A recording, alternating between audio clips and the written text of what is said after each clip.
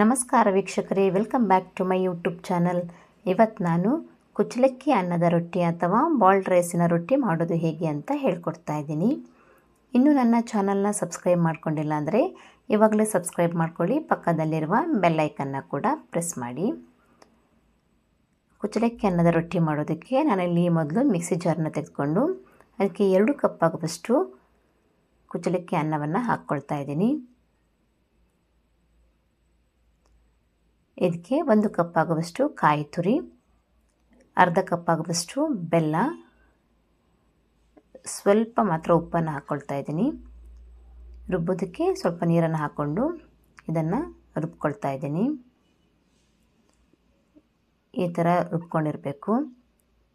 ನಂತರ ಇವಾಗ ಇದನ್ನು ಒಂದು ಪಾತ್ರೆಗೆ ಹಾಕ್ಕೊಳ್ತಾ ಇದ್ದೀನಿ.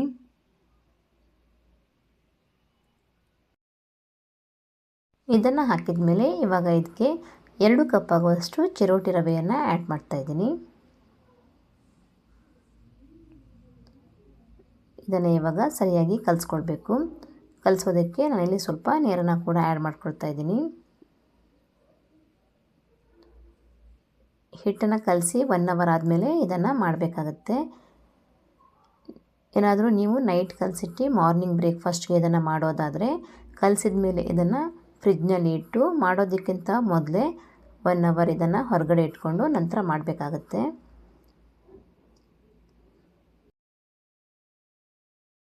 ಅನ್ನ ಏನಾದರೂ ಮಿಕ್ಕಿದರೆ ಈ ರೆಸಿಪಿಯನ್ನು ಟ್ರೈ ಮಾಡಿ.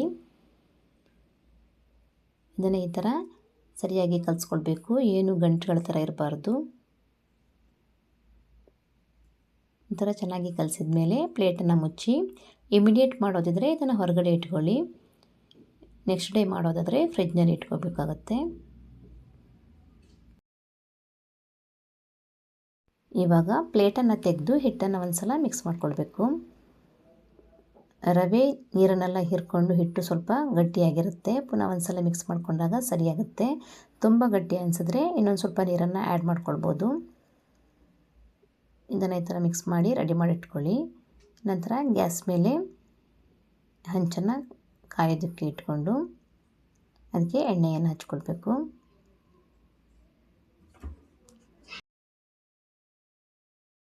ನಂತರ ಇದಕ್ಕೆ ಹಿಟ್ಟನ್ನು ಹಾಕಿ ಇದನ್ನು ಈ ಥರ ತಟ್ಕೊಳ್ಬೇಕು. ಕೈಗೆ ಸ್ವಲ್ಪ ನೀರನ್ನು ಹಚ್ಕೊಂಡು ಹಿಟ್ಟನ್ನು ತಟ್ಕೊಳ್ಬೋದು. ತುಂಬ ತೆಳುವಾಗಿಯೂ ತಟ್ಟಬಾರ್ದು, ತುಂಬ ದಪ್ಪವಾಗಿಯೂ ಇದನ್ನು ತಟ್ಟಬಾರ್ದು. ಈ ಥರ ಮೀಡಿಯಮ್ ಆಗಿ ಇದನ್ನು ತಟ್ಕೋಬೇಕು. ನಂತರ ಮುಚ್ಚಳವನ್ನು ಮುಚ್ಚಿ ಇದನ್ನು ಬೇಯೋದಕ್ಕೆ ಬಿಡಬೇಕು. 1-2-3 ನಿಮಿಷ ಇದು ಬೆಂದಿದ ಮೇಲೆ ಮುಚ್ಚಳವನ್ನು ತೆಗೆದು ಇದನ್ನು ನಿಧಾನಕ್ಕೆ ತಿರ್ಸಿ ಹಾಕಿ ಇನ್ನೊಂದು ಕಡೆ ಕೂಡ ಇದನ್ನು ಬೇಯಿಸ್ಕೋಬೇಕು.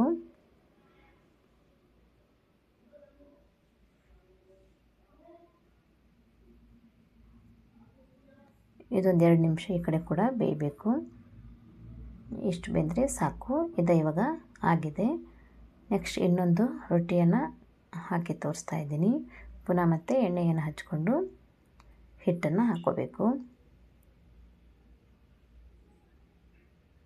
ತುಂಬ ತೆಳುವಾಗಿ ಹಿಟ್ಟನ್ನು ಹಾಕ್ಕೊಬಿಟ್ರೆ ರೊಟ್ಟಿ ಒಂಥರ ಗಟ್ಟಿ ಥರ ಅನಿಸುತ್ತೆ. ಅದಕ್ಕೆ ಮೀಡಿಯಮ್ ಆಗಿ ಅದನ್ನು ಹಾಕ್ಕೊಂಡ್ರೆ ರೊಟ್ಟಿ ಮೆದುವಾಗಿ ಬಂದಿರುತ್ತೆ. ಕೈಗೆ ಹಿಟ್ಟು ಅಂಟ್ಕೊಳ್ತಾ ಇದ್ದರೆ ನೀರನ್ನು ತಾಗಿಸ್ಕೊಂಡು ಹಚ್ಕೊಳ್ಳಿ, ಅಂಟೋದಿಲ್ಲ. ಈ ರೆಸಿಪಿಯನ್ನು ಮಾರ್ನಿಂಗ್ ಬ್ರೇಕ್ಫಾಸ್ಟ್ಗೆ ಇಲ್ಲಾಂದರೆ ಈವ್ನಿಂಗ್ ಸ್ನ್ಯಾಕ್ಸಿಗೆ ಕೂಡ ಮಾಡ್ಕೊಂಡು ತಿನ್ಬೋದು. ತಿನ್ನೋದಕ್ಕೂ ಕೂಡ ಚೆನ್ನಾಗಿರುತ್ತೆ ಇದು. ಈ ಥರ ಹಿಟ್ಟು ಹಸಿ ಇರುವಾಗ ಇದನ್ನು ತಿರ್ಸಿ ಹಾಕ್ಕೊಳ್ಬೇಡಿ, ಅದು ತೆಗೆಯೋದಕ್ಕೆ ಬರೋದಿಲ್ಲ. ಕಂಪ್ಲೀಟ್ ಒಂದು ಸೈಡ್ ಬೆಂದಿದ ಮೇಲೇ ಇದನ್ನು ತಿರ್ಸಿ ಹಾಕಿ ಇನ್ನೊಂದು ಸೈಡ್ ಸಹ ಬೇಯಿಸ್ಕೋಬೇಕು. ಇದು ಚಟ್ನಿ ಜೊತೆ ಇಲ್ಲ ಅಂದರೆ ತುಪ್ಪದ ಜೊತೆ ತಿನ್ನೋದಕ್ಕೆ ಚೆನ್ನಾಗಿರುತ್ತೆ. ನಾನು ಹೇಳ್ಕೊಟ್ಟಿರುವಂತಹ ಕುಚ್ಚಲಕ್ಕಿ ಅನ್ನದ ರೊಟ್ಟಿ ನಿಮಗೆ ಇಷ್ಟ ಆದರೆ ಲೈಕ್ ಕೊಡೋದನ್ನು ಮರಿಬೇಡಿ. ನೀವು ಕೂಡ ತಪ್ಪದೇ ರೆಸಿಪಿಯನ್ನು ಟ್ರೈ ಮಾಡಿ. ನನ್ನ ಚಾನಲ್ನ ಸಬ್ಸ್ಕ್ರೈಬ್ ಮಾಡಿ, ಫ್ಯಾಮಿಲಿ ಮತ್ತು ಫ್ರೆಂಡ್ಸ್ ಜೊತೆ ಕೂಡ ಶೇರ್ ಮಾಡಿ. Thank you for watching.